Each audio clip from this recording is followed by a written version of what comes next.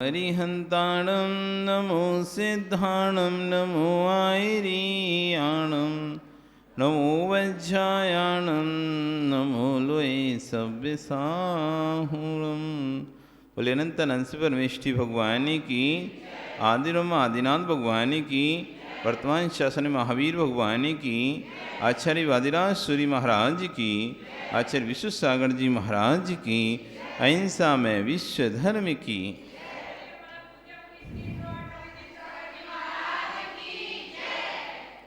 चलें पढ़ेंगे एक साथ। एकी भावं गते विमया या स्वयं कर्म बंधो घोरम दुःखं भव भवगतो दुर्निवारा करोति तस्याप्यस्य त्वयि जिनरवि भक्तिरुन्मुक्तये चेत् जेतुं शक्यो भवति न तया को वरस्तापि हेतु ज्योतिरूपं दुरितनिवह ध्वान्तविध्वंस हेतु त्वामेवाहु जिनवरचिरं तत्विद्यावियुक्ता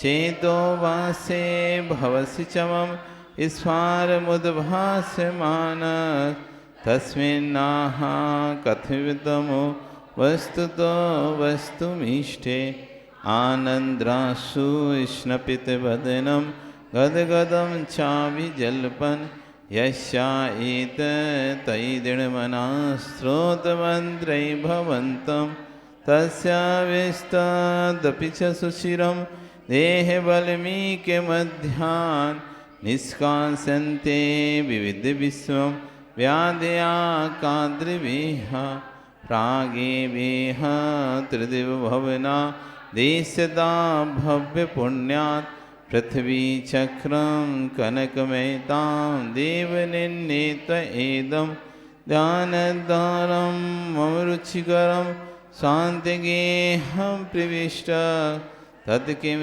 चित्रं जिनवपुरिदं यस्वर्णीकरोषि लोकस्यैकस्त्वमसि भगवन् निर्निमित्तेन बन्धुस् तय्येवासो सकल विषया शक्तिरप्रत्यनीका भक्तिस्पीतां चिरमधिवसन् मामिकां चित्तशय्या मय्युत्पन्नं कथिततः क्लेशयोऽथं सहे जन्माटव्यां कथमपि मया देव दीर्घं भ्रमित्वा प्राप्ते वेयं तव नैकधा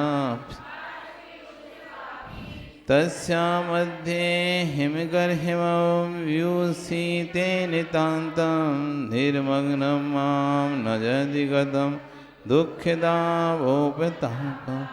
पादन्यास जपि च पुनतो यात्रयातेति लोकी हेमाभासो भवति सुरभिः श्रीनिवासस्य पद्मा सर्वाङ्गीण श्वसति भगवन् त्वयि शेषं मनो मे श्रेया किं तस्य मेरहर्यन्नमामभ्युपेति पश्यन्तं तद्वचनममृतं भक्तिपात्र्याप्रबन्तं कर्मारण्यात् पुरुषमस्मानन्दधामप्रविष्टं त्वं दुर्वाराश्वरमदहरं त्वत्प्रसादे कि भूमिं क्रूराकारा कथिरुजा कंठिका निर्लुठन। 8 अपने श्लोक अपने पूरे पढ़े।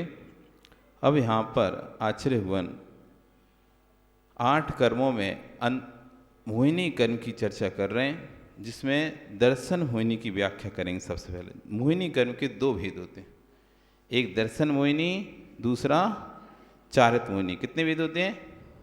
दर्शन मोहिनी और चारित मोहिनी। दर्शन मोहिनी कर्म, पहले हम कर्म को समझें। दर्शन मोहिनी कर्म, मोहिनी कर्म का मतलब होता है जैसे कोई व्यक्ति शराब पी ले तो शराब पीने के बाद फिर उसको होश नहीं रहता, मद चढ़ जाता है, मद। ऐसे मोह का मद, दर्शन मोह यानी मिथ्यात्व का मद। मिथ्यात्व का उदय में व्यक्ति को हे उपादेय का विवेक नहीं रहता, कौन सी वस्तु उसके कल्याण के लिए है, कौन सी वस्तु उसके कल्याण के लिए है, ये दर्शन मोहिनी का काम रहता। सम्यक दर्शन को प्रकट नहीं होने देती। दर्शन मोहिनी क्या नहीं करती? सम्यक दर्शन को प्रकट नहीं होने देती, श्रद्धान को प्रकट नहीं होने देती। महत्वपूर्ण क्या है? श्रद्धान। उस श्रद्धान को डबाडोल करती है। किसी की कुछ भी बात थोड़ी सुन लेते हैं, डगमगा जाता है। किसी ने कुछ कह दिया, डगमगा गया। अंदर से सीधा व्यवस्थित सिद्धांत नहीं हो पाता, अगाढ़ सिद्धांत नहीं हो पाता। थोड़ी सी बातों से मन विचलित हो जाता है व्यक्ति का। छोटी छोटी बातों पे, थोड़ी थोड़ी बातों पे अपने मन को विचलित कर लेता है, अपने भाव बिगाड़ लेता है। ये दर्शन मोहिनी काम है। वो सम्यक का मतलब देवशास्त्र ऊपर सिद्धांत नहीं होने देता। कोई ना कोई ऐसा ऐसा कारण सामने प्रस्तुत कर देता है जिससे कि हमारा श्रद्धान जम नहीं पाता, टूट जाता है। ये दर्शन मोहिनी का विषय। जो सम्यक को ना होने दे,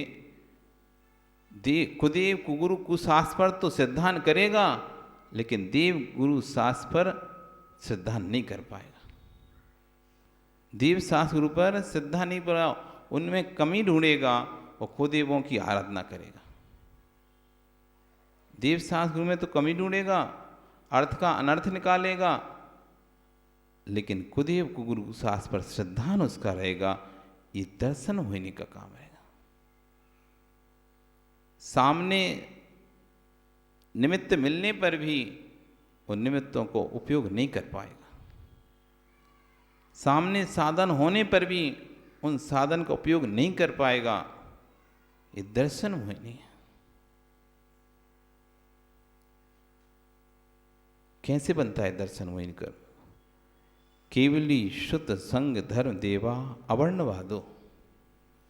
भगवान का वर्णवाद, शुद्ध का जनवाणी का वर्णवाद, संघ का वर्णवाद यानी साधु का वर्णवाद, धर्म का वर्णवाद, देव का वर्णवाद। वर्णवाद मतलब झूठा विचार। अवर्णवाद समझते ना? झूठा विचार। जब व्यक्ति की स्वयं की इच्छा की पूर्ति नहीं होती, स्वयं की मन की पूर्ति नहीं होती, तो झूठा आरोप दूसरे पर लगा देता है।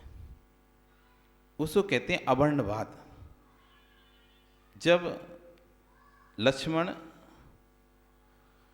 वन में निकला, जंगल में निकला, तो देखता है एक खड़क लटका हुआ है। शंभु कुमार खड़क को सिद्ध किया था, तो खड़क प्रकट हो गया था, तो खड़ा लटका हुआ है। उस खड़क को देखकर उस खड़क को उठा लेता है, अपने हाथ में क्या कहता है, ले लेता है।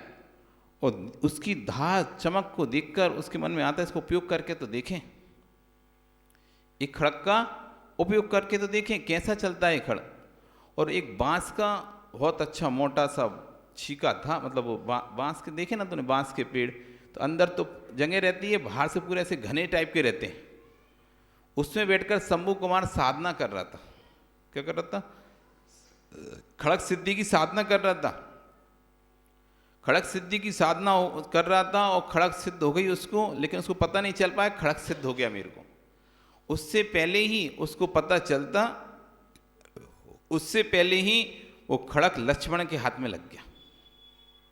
और जैसे ही लक्ष्मण के हाथ में खड़क लगा, तो लक्ष्मण ने क्या किया, उस खड़क से देखा कि इतनी धार है, कैसा चलता है, वो बांस के ऊपर चलाया।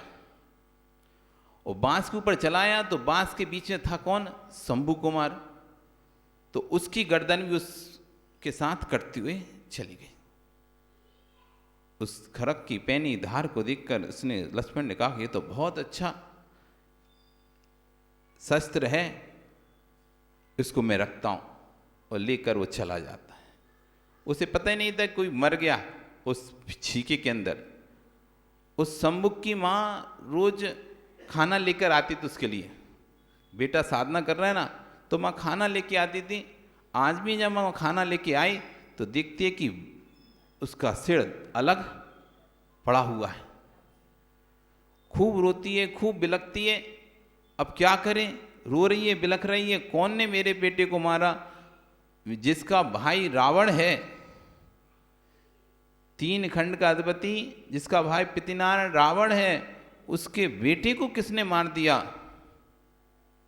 और इधर उधर भटक रही है, देख रही है, रो रही, बिलख रही है, और थोड़े दूर पर वो उस खड़क को देखती है, अरे ये तो मेरे बेटे ने सिद्ध किया है खड़क, इस व्यक्ति के हाथ में कैसे, इसी ने ही मेरे बेटे को मारा है। और ऐसा करके वो सोच के उसके पास जाती कि इससे बदला लेंगे हम। लेकिन जैसे उसके पास जाती है, उनका चेहरा, लक्ष्मण तो नारायण, चेहरा इतना सुंदर था, उस चेहरे पर मोहित हो जाती है, मोहित हो जाती हैं। अब वो अपना बेटे के मरे का गम तो भूल जाती है, उस व्यक्ति से कहती है, आप मुझे स्वीकार करो, लक्ष्मण से। लक्ष्मण ने कहा, हम स्वीकार नहीं करेंगे, आप हमारे भाई के पास चले जाओ, भाई के पास चले जाओ, वो जाने आपको, हम तो स्वीकार नहीं कर सकते। और राम के पास गई, राम तो और ज़्यादा सुंदर, तो बलभद्र थे, और ज़्यादा उसके अंदर इच्छा हो गई उनके पास जाने की। उनसे कहते हैं, मुझे स्वीकार करो। उसने मना कर दिया, भाई मेरे पास तो है सीता, जरूरत नहीं मुझे किसी की, अब तुम लक्ष्मण के पास जाओ। लक्ष्मण कहे राम के पास जाओ, राम कहे लक्ष्मण का। ऐसे करके दोनों ने उसकी बेइज्जती कर दी।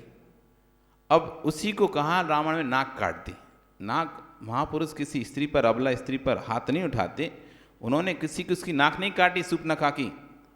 बस हाँ, जैसे किसी के अपन बेइज्जती कर दो तो क्या कहते हैं, तुमने हमारी नाक काट दी।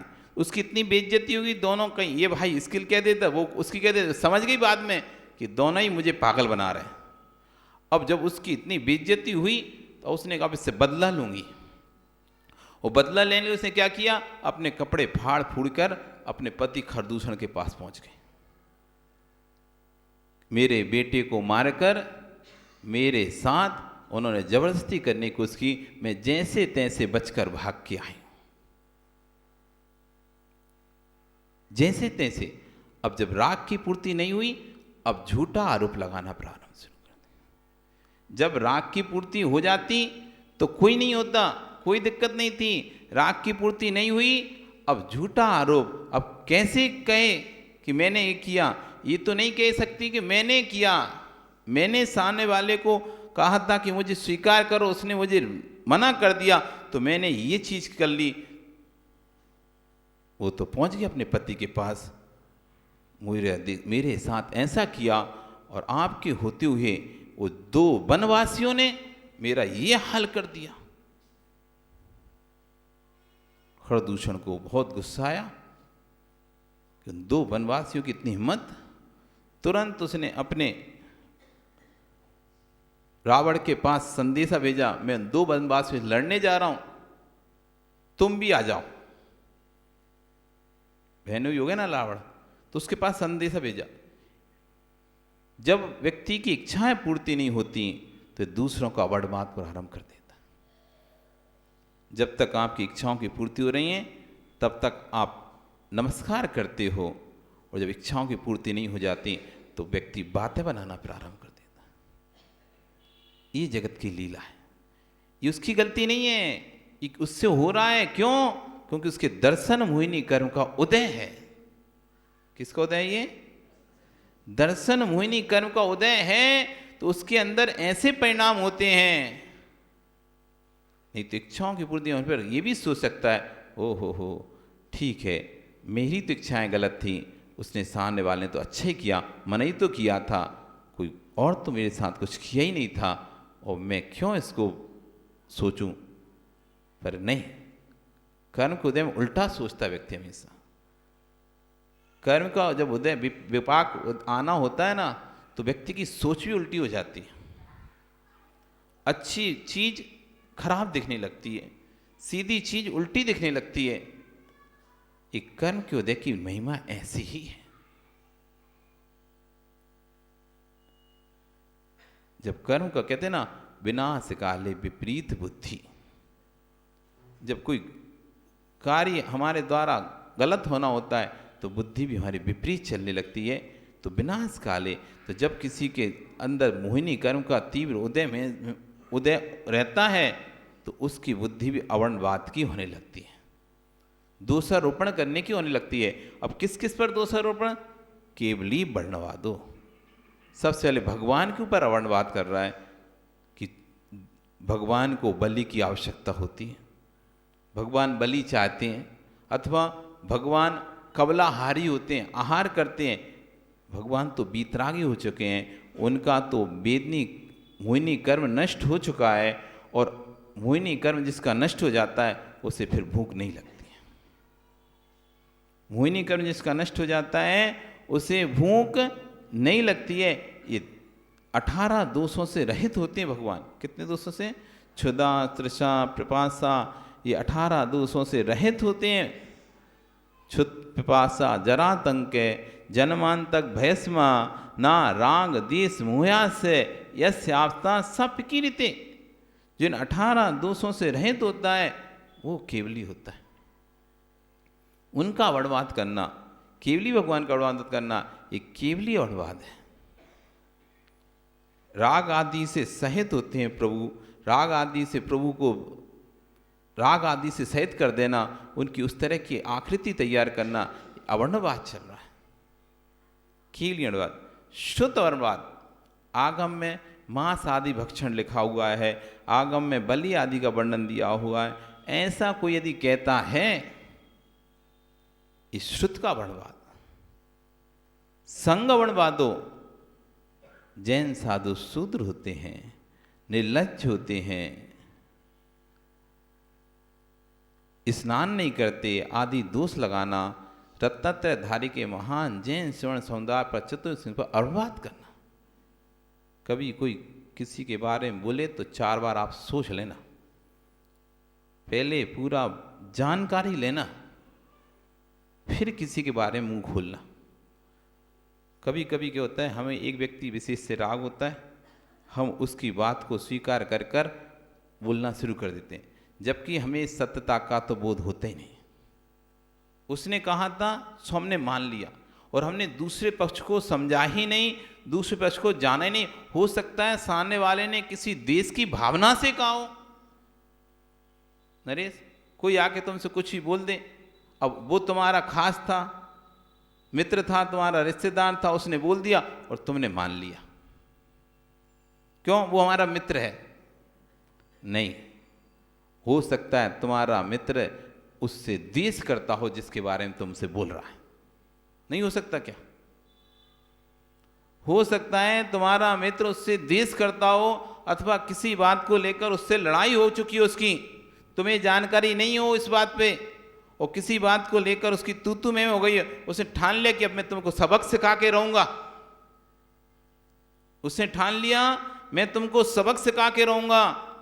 अब उसने इस तरह का माहौल बना दिया कि सामने वाले को ऐसा लग रहा है कि दूसरा व्यक्ति गलत है, लेकिन अभी रुक जाओ, एकदम निर्णय मत लिया करो। जो एकदम निर्णय ले लेते हैं तुरंत दूसरे की बात सुनकर, वो फिर बाद में पछताते हैं। तुरंत निर्णय, तुरंत आंखों से, कभी कभी आंखों से देखा भी असत्य हो जाता है, कानों से सुना भी असत्य हो जाता है, आंखों से देखा भी असत्य होता है।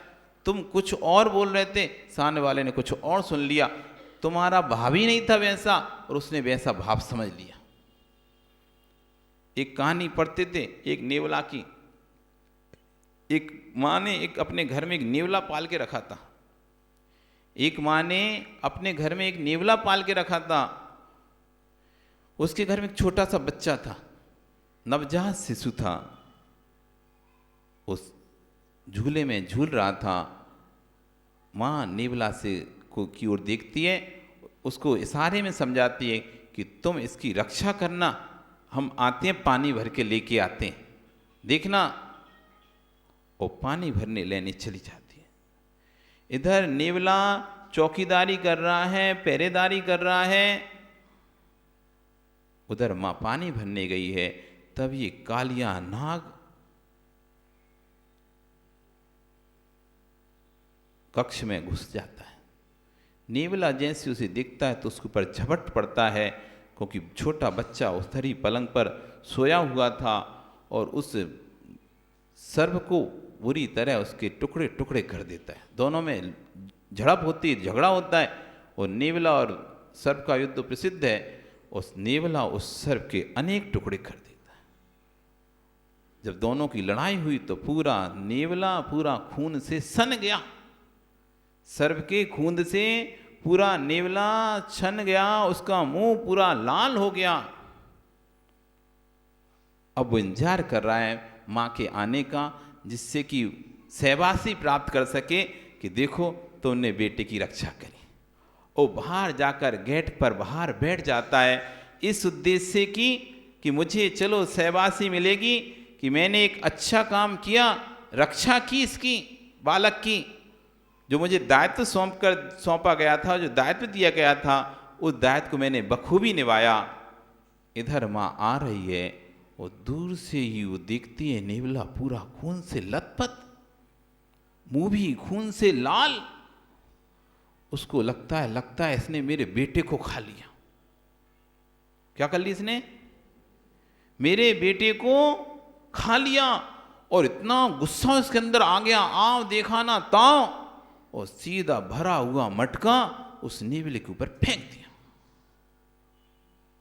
नेवला तो किस लिए बैठा था वहां पे? कि सहवासी मिलेगी, लेकिन न देखा, बस ये देख लिया कि खून से लिपटा हुआ है, लेकिन ये समझ नहीं पाए ये खून किसका था।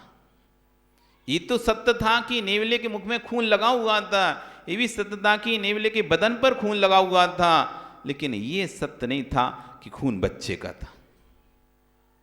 तुमने सिर्फ खून देखा, उस माँ ने खून देखा, और खून को देखकर उसका ताव बढ़ गया, और तभी उस मटके को उसके ऊपर पूरा भरा भरा मटका ऐसा पटक दिया, नेवले के वहीं पर प्राण निकल गए।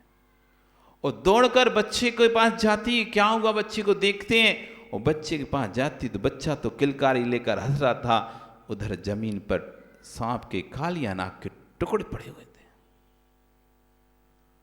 ये देखकर आश्चर्यचकित रह जाती है, दौड़कर वापस बाहर जाती है, उस नेवले को देखती है, लेकिन जब तक नेवले के प्राण निकल चुके थे।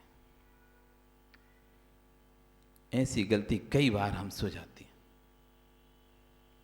हम पूरी बात को जान नहीं पाते, पूरी बात समझ नहीं पाते, निर्णय ले लेते हैं, एक पक्ष के राग में एक पक्ष को सुनकर निर्णय ले लेते हैं। बाद में पता चलता है कि सामने वाले पक्ष में अपने द्वेष के कारण ऐसा कई बार हमको फील होता है ना, बाद में किसी को हम कुछ बोल देते हैं, और बाद में जब कोई बात पूरी पता चलती है, फिर अंदर दुख होता है कि यार हमने उनको फालतू बोल दिया, हमें क्या पता कि वो हमसे झूठ बोलेगा। उसने हमसे जैसे कहा तो हमने वैसे सामने वाले को बोल दिया। कभी कभी क्या होता है, हार देने कोई व्यक्ति जाता है, नया व्यक्ति आया, दूसरे अरे यार ये व्यक्ति बहुत परेशान करता है, देने नहीं देता किसी को, तो जो नया आया है वो अच्छा मैं देखता हूं कैसे नहीं देने देता। उसे तो पता नहीं था वो सामने वाला कैसा व्यक्ति है, लेकिन दूसरे व्यक्ति ने कहा कि ये व्यक्ति किसी को हाथ नहीं देने देता, यही करता रहता है, आगे आगे आता है। तो जो नया व्यक्ति आया था उसने वो उसका मित्र था या दोस्त था, तो मैं देखता हूं इसे, रुको तुम। और जैसे ही उसका नंबर आया उसने लिया और कुछ थोड़ी सी लगा उसे, तो उसने 4 बातें सुना दी। 4 बातें सुना दी। तुम एक ही हो क्या, ऐसा वैसा कुछ भी करके सुना दिया। 4 बातें सुना दी। बाद में वो तो हो गई बात, लेकिन बाद में जब उसे पूरी बात पता चली, अरे हमें तो क्या पता था, उसने ऐसा बोला था तो हमने बोल दिया। हमें पता होता बात ऐसी है, तुम कभी भी ऐसा बोलते ही नहीं, कभी भी हम ऐसा सोचते ही नहीं। इसलिए सोचने से पहले, किसी के प्रति धारणा बनाने से पहले, किसी के प्रति कोई धारणा, क्योंकि हमारे अंदर धारणा बहुत जल्दी बन जाती है, चाहे अच्छी धारणा हो चाहे बुरी धारणा हो, हम जल्दी बना लेते हैं। और अच्छी धारणा बनाने तो बहुत टाइम लगता है, लेकिन बुरी धारणा 1 सेकंड में बन जाती है। अच्छी धारणा के लिए तो तुम्हें बरसों लग जाएंगे उस व्यक्ति को परखते। जैसे कहते हैं कोई मकान बनाने में कितना समय लगेगा, 1 साल, 2 साल, 4 साल, 5 साल, लेकिन तोड़ने में 3 मिनट। तोड़ने में कितना, एक स्पोलर लगाया, बड़ी से बड़ी बिल्डिंग 3 मिनट में धराशायी। बनी कितने दिनों में थी वो? 10 साल में बिल्डिंग तैयार हुई और 3 मिनट में टूट गई। 3 मिनट में टूट गई विजय। इतनी बड़ी बिल्डिंग जिसको बनाने में 10 साल लग गए थे, वो 3 मिनट में टूट गई। तोड़ना बहुत आसान है, तोड़ना बहुत आसान है, बहुत आसानी से एक शब्द बोलना पड़ेगा, श्रद्धाएं चकनाचूर हो जाएंगी। एक शब्द बोलना पड़ेगा, इसलिए वो एक शब्द बड़ा सोच समझ के बोलना। उनको एक बटन दबाना है बस, उसे चारों तरफ बारूद भर के बस उसे कितना दबाना है? एक बटन दबाना है, पूरी बिल्डिंग नीचे गिर जाएगी। लेकिन दोबारा से वो फिर बिल्डिंग शायद न बन पाए अब। इसलिए बिल्डिंग को गिराने से पहले पूरा सोच लो, समझ लो, फिर ऐसा ना हो बाद में फिर तुमको जब बात पता चले पछताओ, अरे फालतू बिल्डिंग गिरा दी, फालतू बिल्डिंग गिरा दी, अब फिर से बनाना पड़ेगा। नई बनी होती तब तो ठीक था, बनी हुई बिल्डिंग थी, उसको गिराया है तो बड़े सोच समझ के गिराना, कहीं फिर से ना बनाना पड़ जाए। पूरी बात को, ये अवर्ण बात, किसी के विषय में बोलने से पहले कोई आपसे बोले अमुक व्यक्ति ऐसा है, वो हमसे ऐसा बोल रहा था, हमसे ऐसा कह रहा था, पहले समझ लेना किस बात पर ऐसा कह रहा था, क्या तुमने कुछ ऐसा कहा था तो तब उसने कहा। क्योंकि कोई व्यक्ति अब बेटे की माँ बोलती है आपसे कि तुम्हारी माँ हमको ऐसा बोल रही थी, तुम्हारी माँ बोलती है कि तुम्हारे बेटे की माँ हमसे ऐसा बोल रही थी। दोनों को समझो, कौन ने कहां पर किस, तुमने चिल्लाया तो सामने वाले ने चिल्ला दिया, अब तुम अपना तो चिल्लाना बंद भूल गए, अपना चिल्लाना तो बताया नहीं कि हमने चिल्लाया था, उसके बाद सामने वाले ने हमारे ऊपर चिल्लाया, गुस्सा किया, हम सीधा कह दिया अरे वो हमारे ऊपर गुस्सा कर रहा था, चिल्ला रहा था हमारे ऊपर। ये तो बताए नहीं कि पहले हमने उसको गुस्सा दिलाया था। वो तो शांत बैठा था, वो तो अपनी टीवी देख रहा था, वो अपना काम कर रहा था, उससे तो कोई मतलब ही नहीं था तुम पर, तुमसे, वो अपना काम कर रहा था। लेकिन तुमने ऐसी बात उसको बोल दी, ऐसी बात तुमने बोली, उसको चुभ गई, उसने उल्टा उसका प्रतिक्रिया करी, आपने प्रतिक्रिया को पकड़ लिया। बहुत सी बार ऐसे ही होता ना, व्यक्ति प्रतिक्रिया को पकड़ लेता, ये नहीं समझता कि प्रतिक्रिया हुई किस क्रिया की है। क्योंकि प्रतिक्रिया जब ही होगी जब कोई क्रिया होगी। दूसरा व्यक्ति 2 कदम तभी बढ़ा पाएगा जब पहले व्यक्ति ने 1 कदम आगे बढ़ाया होगा। पहला व्यक्ति यदि 1 कदम आगे नहीं बढ़ाएगा तो दूसरा व्यक्ति 2 कदम आगे नहीं बढ़ा सकता। कोई ना कोई क्रिया तो रही होगी, तभी तो जाकर उसकी प्रतिक्रिया हुई है।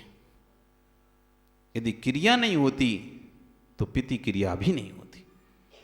कुएं में से आवाज वापस तभी आएगी जब कुएं में आवाज जाएगी। कुएं में आवाज कभी करी कि नहीं करी? आवाज करते हैं ना कुएं में, पहले छोटे कुएं में मुंह डाल के चिल्लाते थे तो वापस रिटर्न में वही आवाज आती थी। तो जैसी जब कोई क्रिया होती है तभी प्रतिक्रिया होती है, जब क्रिया नहीं होती तो प्रतिक्रिया भी नहीं होती। प्रतिक्रिया हुई है इस मतलब कोई ना कोई क्रिया थी, वो हमको भी मालूम नहीं है। ये प्रतिक्रिया दिखाई दे रही है, इसका मतलब है कि कोई ना कोई क्रिया थी जो कि मालूम नहीं हो पा रही, हमको पता नहीं चल रही। वो पहले क्रिया पता करो, फिर प्रतिक्रिया पर अपनी प्रतिक्रिया प्रकट करो। तुमने बिना सोचे, बिना समझे, बिना जाने प्रतिक्रिया पर प्रतिक्रिया प्रकट कर दी तो गड़बड़ हो जाएगा, गड़बड़ हो जाएगा। घर में लड़ाई झगड़े क्यों? घर में लड़ाई झगड़े क्यों? समाज में आपस में लड़ाई झगड़े क्यों? एक कह रहा था यहां से चलना है, एक कह रहा है वहां से चलना है, एक कह रहा है यहां से चलना है, एक कह रहा है वहां से चलना है। यहां लड़ने लगे आपस में। पहले समझ तो लो दूसरा व्यक्ति यहां से निषेध क्यों कर रहा है और यहां से जाने की क्यों कह रहा है। तुम लड़ ले, अरे पूरा डिसाइड तो हो गया तुम्हारा इसी रास्ते जाना है, अब एंड टाइम पे रास्ता क्यों बदल दिया तुमने? लड़ाई शुरू हो गई। अरे पता तो कर लो, हो सकता है उस रास्ते पर कोई मर गया हो, अर्थी रखी हो, तुमको नहीं पता हो, इसलिए दूसरे को पता चल गया, उसने इधर से रास्ता चेंज कर दिया। कभी कभी ऐसा हो जाता है, दूसरा लड़ने लगता है, अरे हम तुम्हारा वहां इंतजार कर रहे, तुम यहां से कैसे आ गए? अरे वहां भाई बहुत ज्यादा भीड़ थी तो व्यक्ति यहां से निकल लिया। पहले पता तो करो बोलने से पहले, प्रतिक्रिया करने से पहले, कि यहां की व्यवस्था तो यहां की गई थी, व्यक्ति यहां कैसे? जब पता चल जाएगा अरे वहां बहुत ज्यादा भीड़ हो गई थी, ट्रैफिक जाम हो गया था, इसलिए यहां से निकल गए। क्योंकि तुम जिस समय आए तो उस समय कोई ट्रैफिक नहीं था, तो तुम सोचे सीधा सीधा आना है, और जैसे सीधा सीधा आ रहा है रास्ते में अचानक आ गया ट्रैफिक, तो रास्ता कर दिया तुरंत में चेंज।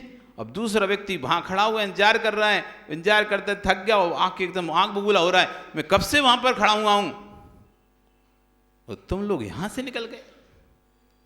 वो गुस्सा जो प्रतिक्रिया थी, उसको करने से पहले उस क्रिया को समझ लेना चाहिए था, ये प्रतिक्रिया हुई किस कारण से, क्यों भाई वो मुख्य रास्ता छोड़कर आप दूसरे रास्ते से क्यों आए? तो सामने बताते हैं भाई मुख्य रास्ते पर अमुक समस्या आ गई थी, इसलिए रास्ता चुना गया। तो आप भी शांत हो जाते हैं, और जाना है नहीं तो उबलना। और दूसरा वाला भी गर्म था और ये भी गर्म, इतने बोल दिया जो उसने बोल दिया, हाँ हम लाएंगे, तुम क्या कर लोगे जाओ। उसने भी नहीं कहा कि हम इसलिए लाए, क्योंकि तुमने पूछा नहीं, तुमने सीधा ताव दिखाया तो सामने वाले ने ताव दिखा दिया। अल्लाह, तुम पूछते प्यार से कि भाई इस रास्ते से कैसे आना हुआ, तो वो बताता कि इस रास्ते से ऐसे आना हुआ। तुम जाके सीधा ताव दिखाने लगे तो दूसरे ने कहा हाँ दिखाओ ताव, तो हम तुमसे कम क्या, तुम शेर तो हम सवा शेर, दिखाओ ताव, तुम ऐसा करोगे तो हम ऐसा कर देंगे। अब दोनों ही प्रतिक्रिया को समझ नहीं पा रहे, इसका गुस्सा क्यों हुआ वो समझ जाता कि ये गुस्सा इसको क्यों आ रहा है, क्योंकि इतनी बहुत देर से वहाँ खड़ा होकर व्यवस्था बना रहा था और अचानक हमने व्यवस्था चेंज कर दी, तो वहाँ पर खड़ा खड़ा परेशान हो गया, इसलिए उसे गुस्सा आ रहा है। वो उसकी प्रतिक्रिया समझ जाए और ये क्यों इधर से लेके आए ये समझ जाए, तो लड़ाई झगड़ा क्यों? लड़ाई झगड़ा इसलिए हो रहा है क्योंकि हम बात को समझते नहीं है और बात को बोलना शुरू कर देते हैं। हम बात समझते नहीं हैं और बात बोलना प्रारंभ कर देते हैं। पूरी बात जब हम समझेंगे जिस दिन, उस दिन हमें पता चलेगा बात तो कोई नहीं थी, छड़ी सी बात थी, उसके ऊपर इतनी लड़ाई हो गई। हाँ, कई बार ऐसे ही होता है, खोदा पहाड़ निकली चुईया, कहते नहीं कहावत है, खोदा पहाड़ निकली चुईया। इतनी बड़ी बात हो गई और बात पता चल रहा, इतनी सी बात थी, 1 फीट की जमीन के ऊपर लट्ठे चल गए। क्यों वकील साहब, केस आते नहीं आते ऐसे? बात कुछ नहीं है, 1 फीट की जमीन थी, एक बस ईंट इधर की इधर हो गई। वो कह रहा है ईंट का छोर इस साइड हो, एक ने कहा कि ईंट का छोर इस साइड होगा। बस वो एक ईंट कितनी 3 इंची की, कितनी जगह कम हो रही है, वो 3 इंची की ईंट वो कह रहा है नहीं यहाँ की यहाँ से लगेगी, वो कह रहा है नहीं यहाँ से लगेगी। बस दोनों भाइयों में ऐसी लड़ाई हुई, दोनों पड़ोसियों में ऐसी लड़ाई हुई, ऐसे खून खुनारे हो गए, लठ चल गए। फिर अस्पताल में अलग भर्ती, वहाँ पैसा खर्चा अलग, फिर पुलिस ने पकड़ा तो वहाँ अलग, फिर केस किया तो वकील साहब ने ले लिए पैसे वे अलग। और फिर बाद में वकील ने कहा भाई इतना लंबा केस चलेगा, देख लो राजीनामा करना है तो राजीनामा कर लो। तो आखिरी में 25 साल बाद 10 साल बाद वो राजीनामा होगा, भैया कोई बात नहीं तू यहीं से उठा ले, हम परेशान हो गए। कुछ नहीं, बात कितनी सी, इतनी सी बात। छोटी छोटी बातों पर बड़े बड़े झगड़े हो जाते हैं, छोटी छोटी बातों पर बड़े बड़े झगड़े हो जाते हैं। इसलिए किसी के विषय में कुछ भी जब बोलें हम, बहुत सोच समझ के इस पे कितना असर पड़ेगा। कितने लोगों की एक हमारी छोटी सी गलती से, एक हमारे छोटे से शब्द से कितने लोगों की आस्थाएं चकनाचूर हो जाएंगी, चकनाचूर हो जाएंगे। यही तो सम्य दृष्टि और मिथ्या दृष्टि की अंतर है। सम्य दृष्टि क्या सोचता है ये कि मेरे एक शब्द से मैं एक शब्द को यदि बोल दूंगा, ये शब्द कितने लोगों की आस्थाओं को तोड़ देगा, मुझे ये शब्द नहीं बोलना है। और मिथ्या दृष्टि हो, मैं तो बता के रहूँगा, मैं तो बोल के रहूँगा। बोल दो भैया, तुम एक क्षण के लिए बोल दोगे, तुम्हारी कसाय उस समय निकल जाएगी। ठीक है, तुमने बोल दिया, अब देखो तुम कितने लोगों की श्रद्धाएं टूटे, उन सबका पाप तुम्हें ही लगेगा। चुप रहते, मौन रहते, तो कम से कम हजारों लोगों की श्रद्धाओं को तोड़ने का पाप तो नहीं लगता। तुमने तो कहती मैं तो बोलूंगा, मैं तो बोल के ही रहूंगा। बोल दो, तुम्हारी कसाय निकल गई, तुमने बोल दिया।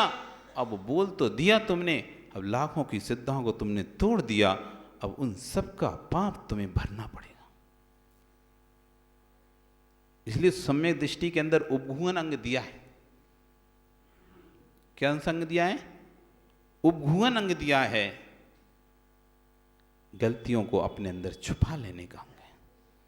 उसको पता है ना धर्मो धार्मिक ही बिना, धर्मात्मा के बिना धर्म नहीं होता है। एक धर्मात्मा कम होगा तो धर्म भी कम हो जाएगा। एक धर्मात्मा कम होगा तो धर्म कम हो जाएगा। मैं एक को कम करूंगा तो ना जाने उसके आश्रय से कितने लोग कम हो जाएंगे। कभी अपन एक व्यक्ति को हटा दो तो उससे जो जुड़े लोग, कई लोग भी हट जाते हैं ऑटोमेटिक। जो उससे जुड़े होते हैं ना, तो जैसे आप किसी को एक से लड़ाई हो जाए तो उससे जुड़े कई लोग आपके शत्रु बन जाते हैं। एक से लड़ाई हो जाए तो उससे जुड़े कई लोग शत्रु बन जाते हैं, और एक से मित्रता हो जाए उससे जुड़े लोग कई लोग मित्र बन जाते हैं आपके। बनते नहीं बनते? तो एक से श्रद्धा टूटी, ना जाने कितनों से श्रद्धा टूट जाएगी। इसलिए सम्यक दृष्टि दर्शन मोहिनी कर्म का उपशमन करता है, दबाता है उसे, किसी का अवर्णवाद नहीं करता है, किसी के बारे में गलत नहीं बोलता है। ये संग अवर्णवाद, ना कोई साधु, ना कोई साध्वी, ना ब्रह्मचारी, ना मुनि, ना आरिका, ना श्रावक, ये अवर्णवाद नहीं करता। फिर धर्म अवर्णवाद, धर्म का अवर्णवाद। जैन धर्म तो हिंसामयी धर्म है, उसमें तो हिंसा की बात की जाती है। कोई धर्म मरम कुछ नहीं होता, धर्म मरम सब बेकार की बातें हैं। कोई नहीं होते साधु, कोई नहीं होते भगवान, कोई नहीं होती जिनवाणी, सब जो अपन को मंत्र जी होती है वो कर, सब लिखा है। आचार्य जिसको जिसकी मर्जी थी उसने अपने मन से लिख दिया। धर्म अवर्णवाद, सब अपने अपने मन से धर्म बनाते हैं, सब ने अपना अपना धर्म बना लिया है और सब अपने अपने धर्म को अच्छा कह रहे हैं। इसलिए जैन लोग अपने जैन धर्म को अच्छा बोलते हैं। ये धर्म अवर्णवाद। फिर दीव अवर्णवाद, वनवासी, वेंतर, जोशी, कल्पासी, चतुर्निकाय के देव हैं, ये शराब पीते हैं। लोग मदिरा का भोग लगाते हैं ना देवों को। देवों को कोई मदिरा का भोग लगाता है, कोई मांस का भोग लगाता है, कोई किसी चीज़ का भोग लगाता है, बलि देता है देव के नाम पर, कि देव शराब पीते, मांस खाते, मदिरा भोजी होते, सुरापान करते। देवों को देव सुरापान नहीं करते, उनके तो कंठ में अमृत होता है और उन्हें हर दिन प्यास भूख नहीं लगती। जितने वर्ष की आयु है उतने हजार वर्ष बाद उन्हें भूख लगती। एक सागर की आयु है तो 1000 वर्ष बाद, 2 सागर की आयु तो 2000 वर्ष बाद, 3 सागर के 3000 वर्ष बाद ऐसे उनको भूख लगती है। और फिर उसके बाद उनके कंठ से अमृत झड़ जाता है, कंठ से अमृत झड़ जाता है और उनकी तृप्ति हो जाती है। वो शराब आदि ये अभक्ष्य पदार्थों को नहीं खाते हैं। सड़े गले पदार्थों से बनती है शराब, जिसको सड़ा दिया जाता है, गला दिया जाता है, उससे बनती है मदिरा। ऐसी मदिरा को देव सेवन नहीं करते, वो तो अमृत भोजी होते हैं, वो अमृत का पान करते हैं। ये सड़े गले पदार्थों को नहीं पीते। कोई भी देव होगा, कोई भी देव मांस नहीं खाएगा, क्योंकि उनका मांस खाना भोजन होते नहीं है, उनका तो अमृत भोजन होता है। उसका माँ चाहे भूत से भूत व्यंतर जाति का देव भी होगा, सबका अमृत ही भोजन होगा। मांस और शराब या और अन्य अभक्ष्य पदार्थ उनके भोजन नहीं होंगे। ये प्रेमी मंद्रा प्रेमियों से मांस भोज होते, परिस्त्रीगामी होती, बलि देने से प्रसन्न होते इत्यादि झूठे आरोप लगाना देवों का अड़वाद है। ये देव लोग मानसिक हार करते, अन्य कोई हार इनके नहीं होता देवों के। इस तरह से अवर्णवाद, इन महान गुण वालों में न होते हुए झूठे आरोप दोषारोपण करना, जो दोष है नहीं है उन दोषों का आरोपण कर देना उनके ऊपर, ये अवर्णवाद कहलाता है। उस अवर्णवाद से दर्शन मोहिनी कर्म का आश्रम होता है। फिर आप कितना भी निमित्त मिल जाए तुम्हें देव शास्त्र गुरु के, तुम उनके प्रति उल्टा ही सोचोगे और उनके प्रति उल्टा ही कहोगे। जिसको दर्शन मोहिनी कर्म का तीर उदय रहता है वो उल्टा ही सोचता है, उल्टा ही बोलता है, कभी उनके प्रति अच्छा नहीं सोच सकता, अच्छा नहीं बोल सकता। ये दर्शन मोहिनी कर्म का कार्य है। इस तरह से ये असत्य दोषारोपण मिथ्या दर्शन के उद्देश्य होता है। मिथ्या दृष्टि के ही दर्शन मोहिनी कर्म का आश्रव बंद होता है। अब आगे चारित मोहिनी कर्म के आश्रव कहेंगे। दर्शन मोहिनी से तो सम्यक दर्शन नहीं होता और चारित मोहिनी से सम्यक चारित नहीं होता। दर्शन मोहिनी से क्या नहीं होता? सम्यक दर्शन नहीं होता। और जब तक सम्यक दर्शन नहीं होता सम्यक चारित भी नहीं हो सकता, क्योंकि एक दूसरे के पूरक हैं। जब जहाँ सम्यक दर्शन होगा वहीं चारित सम्यक चारित होगा, और जहाँ सम्यक दर्शन नहीं होगा वहाँ चारित भी सम्यक चारित नहीं हो सकता। तो आज सम्यक दर्शन की चर्चा करी, कल सम्यक चारित की बात करेंगे। चारित मोहिनी कर्म का आश्रव कैसा होता है ये बताएंगे।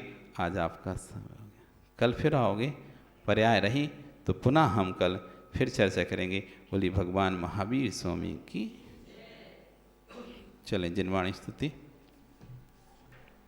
जावाणी के ज्ञान ते सूझे लोकालो, सोवाणी मस्तके नमु सदा देते हूँ धोग। हे जिन वाणी भारती तो हे जपो दिन रेन, जो तेरा शरणागहे सो पाव।